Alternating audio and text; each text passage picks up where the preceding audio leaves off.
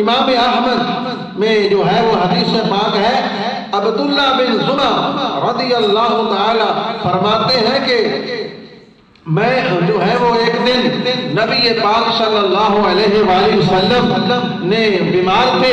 تو میں نے کہا کہ یا رسول اللہ نماز کا ٹائم ہو گیا۔ عبداللہ بن زمر حضور نے فرمایا کہ میری طبیعت ٹھیک نہیں ہے، کسی اور کو کہہ دے کہ جماعت کرائے، کسی اور کو کہہ دے، کسی کو کہہ دے جماعت کرائے۔ تو عبداللہ بن زمر رضی اللہ تعالیٰ عنہ فرماتے کہ میں آیا، میں نے دیکھا، میں نے عمر کو کہا کہ جماعت کروائے، عمر کو کہا جماعت کروائے۔ عمر ابن خطاب نے جماعت کروانے کے لیے تیاری، جب آپ مصلی کی طرف بڑھ رہے تھے تو آپ ایسے بھی اونچا بولتے تھے، بڑے بہادر اور جرأت والے آدمی تھے، آپ کی آواز ویسی بلند ہوتی تھی، جب آپ جماعت کروانے لگے تو آپ کی بلند آواز تھی۔ حضور بیماری کی حالت میں اپنے حجرے سے نکل کر کہا لا لا کا لفظ میرے آقا نے فرمایا کہ عمر جماعت نہ کرائے، مرو ابا بکر فلیصلی بالناس، ابو بکر کو حکم دو کہ وہ جماعت کرائے۔ حضور کے اتنا غصے کے ساتھ آپ نے فرمایا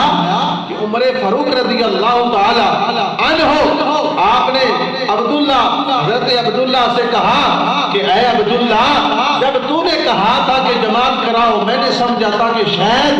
مجھے نبی پاک نے حکم دیا ہو تو میں نے جماعت کروا دی، آپ نے مجھے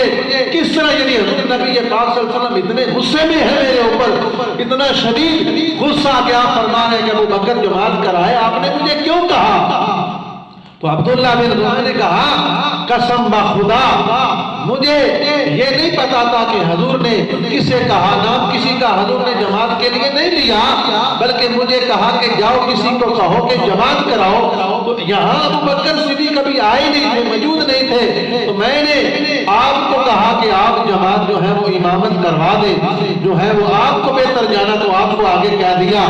تو اس لیے اس حدیث مبارکہ میں بھی آپ کی امامت و خلافت